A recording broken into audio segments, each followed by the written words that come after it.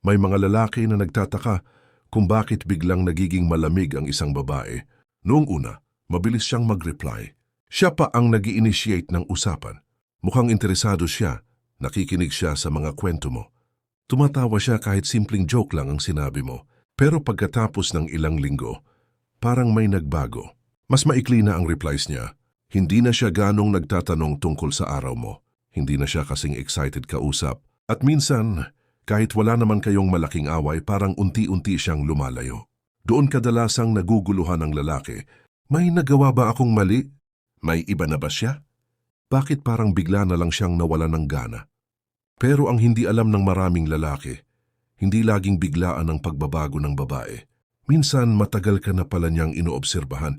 Hindi siya basta nakatingin kung gaano ka kagwapo, gaano kalaki ang kinikita mo, gaano ka ka-cool sa social media, o gaano ka kagaling magpa-impress sa umpisa.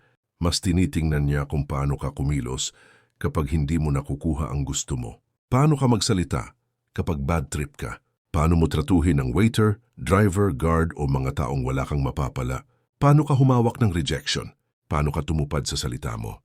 At higit sa lahat, kung kaya mo bang manatiling maayos na tao kahit wala kang nakukuhang kapalit. Ito ang mga tahimik na test ng babae. Hindi ito laging sinasadya.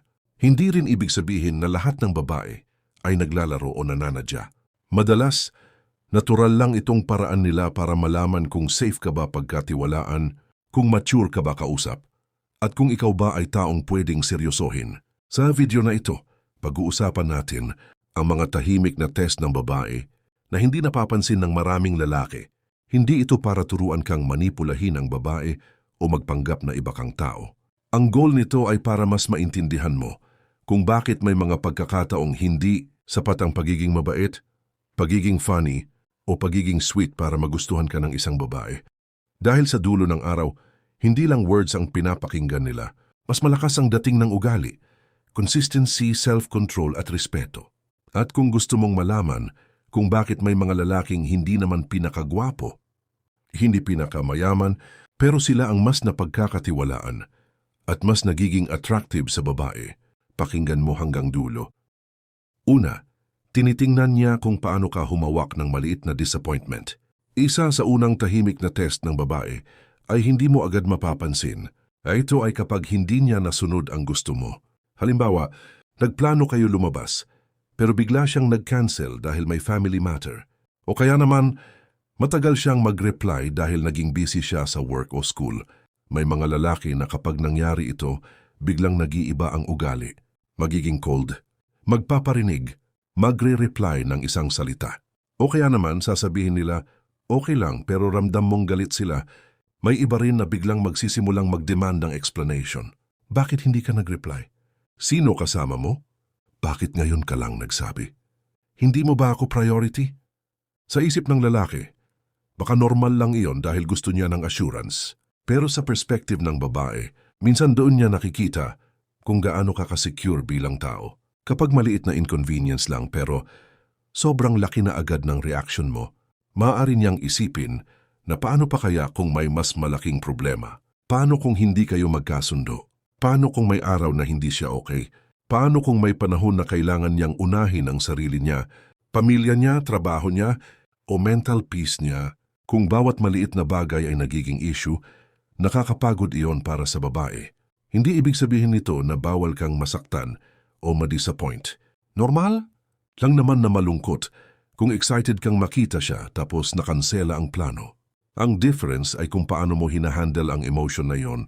Mature ang lalaki kapag kaya niyang sabihin, sayang excited pa naman ako makita ka, pero okay lang. Ayusin mo muna kailangan mong ayusin.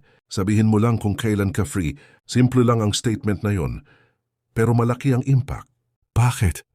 Dahil ipinapakita nito na may feelings ka, pero hindi ka alipin ng feelings mo. Ipinapakita nito na gusto mo siya, pero hindi mo siya kinokontrol. Ipinapakita nito na may respeto ka sa oras niya at sa buhay niya outside sa connection ninyo. Para sa isang babae, malaking bagay iyon. Practical example, isipin mo na ilang araw ninyong pinag-usapan ang date ninyo sa Saturday. Nag-reserve ka na ng restaurant. Nagplano ka na ng susuotin. Excited ka dahil gusto mong maging special ang araw na iyon. Pero Friday night, nag-message siya. Sorry, hindi ako makakasama bukas. May emergency sa bahay. Hindi ko talaga may iwan. May dalawang klase ng reaction. Unang reaction, wow, last minute ka nag-cancel. Alam mo namang pinaghandaan ko ito. Kung ayaw mo, sabihin mo na lang, huwag mo akong paasahin. Pangalawang reaction, okay, I understand.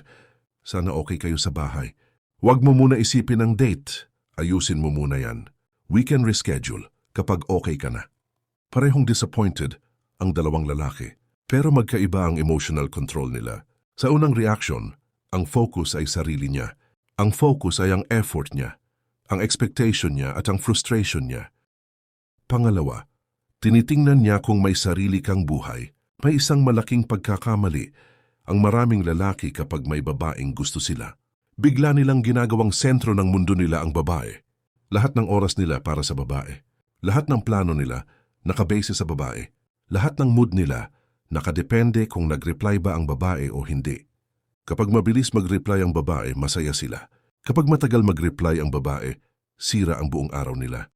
Kapag sweet ang babae, motivated sila. Kapag medyo distant ang babae, nawawala ang confidence nila. Ito ang tahimik na napapansin ng babae. Hindi niya kailangang sabihin sa iyo ng direkta na parang wala ka ng sariling buhay. Makikita niya iyon sa actions mo. Makikita niya kung lagi kang available. Kahit wala siyang sinasabing kailangan ka niya. Makikita niya kung kaya mong i-cancel ang importanteng plans mo para lang makasama siya kahit hindi naman urgent. Makikita niya kung nagiging pabaya ka na sa trabaho, sa pamilya, sa friends, o sa sarili mong goals dahil gusto mong lagi kang present sa buhay niya. At habang iniisip ng ibang lalaki na romantic iyon, may mga babae na hindi iyon na-attract. Bakit? Dahil ang isang taong walang sariling direksyon ay madaling maging emotionally dependent. At ang emotional dependence ay mabigat dalhin. Hindi trabaho ng babae na bigyan ka ng purpose. Hindi niya responsibility na ayusin ang confidence mo. Hindi rin niya responsibility na punuin ang lahat ng emptiness na nararamdaman mo sa buhay.